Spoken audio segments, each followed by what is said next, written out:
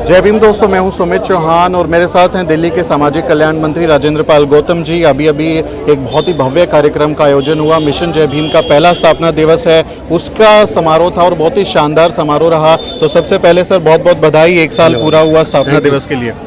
तो सर ये मिशन जय भीम जो है, हमारे दर्शकों को थोड़ा समझाइए कि क्या मुहिम है, क्यों आप लोग ये इतना एक मुहिम जमावड़ा लेके चल रहे हैं। एक्चुअली वर्षों से हम लोग समाज में काम कर रहे हैं। 1983 में जब मैंने 10वीं पास की, तब से मैं बाबा साहब के मिशन मूवमेंट में जुड़ा और जितना ज़्यादा उनको पढ़ा उतना ही मन ये करने लगा कि यार बाबा साहब ने इतनी कुर्बानी दी है, हमारे लोगों की इतनी बुरी हालत थी, हज़ारों साल तक गुलाम रहे हम लोग, पढ़ने लिखने का अधिकार नहीं था, व्यापार का अधिकार नहीं था, संपत्ति का अधिकार नहीं था, भरपेट खाना नहीं था। ऐसी हालत में हज़ारों साल की गुलामी में हमारे लोगों ने कितनी पूजा अर्चना की, कोई बचाने के लिए नहीं आया। और बाबा साहब ने अपना पूरा जीवन कुर्बान करके अपनी विविधता से, अपनी विवेक से, अपनी बुद्धि से हम लोग को हज़ारों साल की गुलामी से बाहर निकाला और संविधान के माध्यम से हमको हक अधिकार दिए। आज हम लोग मंत्री बने बैठे हैं तो बाबा साहब की वजह से इंजीनियर, डॉक्टर, जज, IAS, IPS बन रहे हैं। तो हम जो भी कुछ मिला है बाबा साहब ने दिया है। लेकिन देश के अंदर से अभी जातिवाद खत्म नहीं हुआ है। अभी जाति और धर्म के नाम पर उन्माद है, अभी भी मॉब लिंचिंग हो रही है, हमारे लोग मारे जा रहे हैं, बहनों की इज्जत लूट रही है। इससे बाहर निकलना, इस पर हम लोग बड़ा विचार कर रहे थे।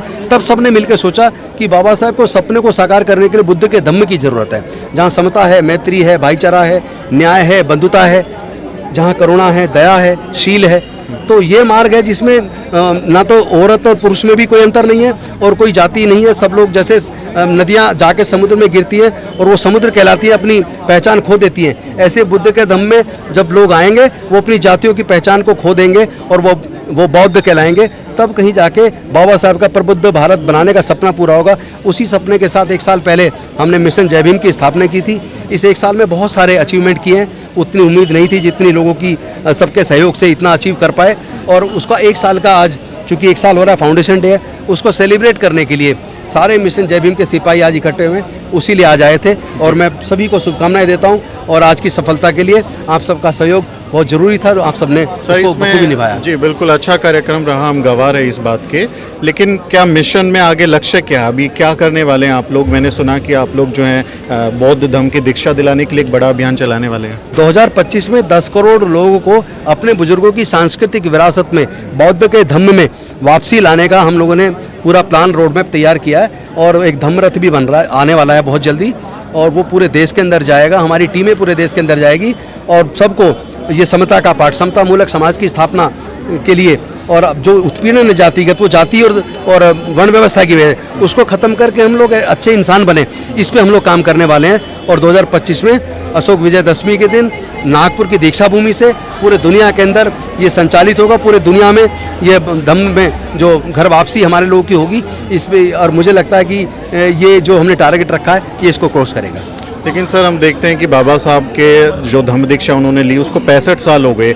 और दलितों की, सिर्फ अगर हम दलितों की बात करें तो 20 से 22 करोड़ आबादी है, सिर्फ 1 करोड़ लोग बौद्ध धर्म की तरफ, इस तरफ दीक्षा लिए हुए हैं। भारत में बुद्धों की संख्या है, क्या ये आंकड़ा बहुत बड़ा नहीं लगता है? क्या वो मुमकिन हो पाएगा?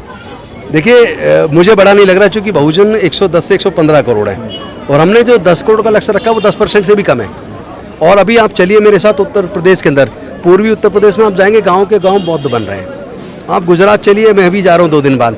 गुजरात में बहुत बड़ी टीम बौद्ध बनने की दिशा में काम कर रही है, लोगों को जागरूक कर रही है। समता मूलक समाज की स्थापना में रात दिन एक कर दिया है, क्योंकि हम भारत को दोबारा वही गौरव प्रदान करना चाहते हैं अपने देश को, जहाँ दया हो, ममता हो, करुणा हो, समता, मैत्री, भाईचारा और न्याय हो, उसके लिए काम कर रहे हैं। तो वो इतनी अच्छी चीज़ कौन नहीं चाहेगा? फिर पूरे दुनिया में 56 देशों में बौद्ध धर्म है।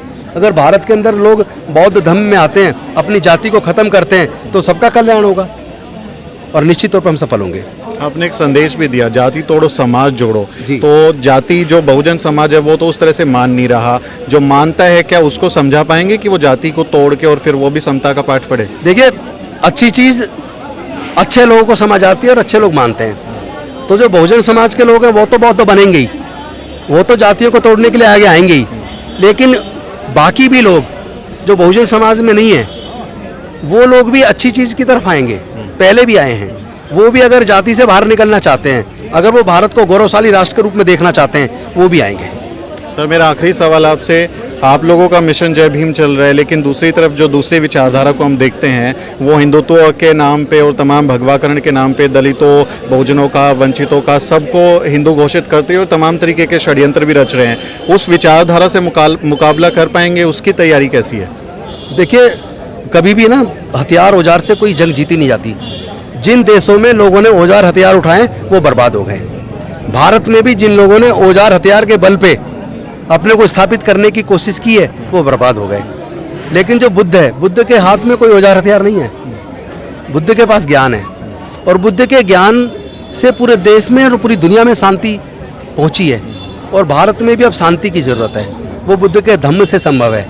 तो मैं समझता हूँ निश्चित तौर पे हम कामयाब होंगे, क्योंकि हम औजार हथियार से नहीं, ज्ञान से लोगों के दिल को जीतना चाहते हैं। एक छोटा सा सवाल मुझे याद आ गया, अभी जनगणना होनी है, लोगों की जनगणना में जाति और धर्म का कॉलम रहेगा, क्या कहेंगे बहुजन समाज से कि उसमें वो कॉलम जो है वो हिंदू वाला भरें कि बुद्ध वाला भरें? वो अपनी जाति जो भी है वो लिखवाएं और धम्मे के कॉलम में बौद्ध लिखवाएं, और उसको भारत की सरकार, भारत का संविधान मान्यता भी देता है। तो बहुत बहुत शुक्रिया सर बात करने के लिए। तो ये थे राजेंद्र पाल गौतम, जिन्होंने कहा कि जो जनगणना होगी उसमें आप बौद्ध धर्म के कॉलम को टिक करें और बुद्ध का रास्ता अपनाएं, वही बाबा साहेब का संदेश था। ये वीडियो मैं आपको दिल्ली से दिखा रहा हूँ, अगर अच्छा लगा हो तो इसे लाइक और शेयर ज़रूर करें। अगले वीडियो में मिलते हैं साथियों।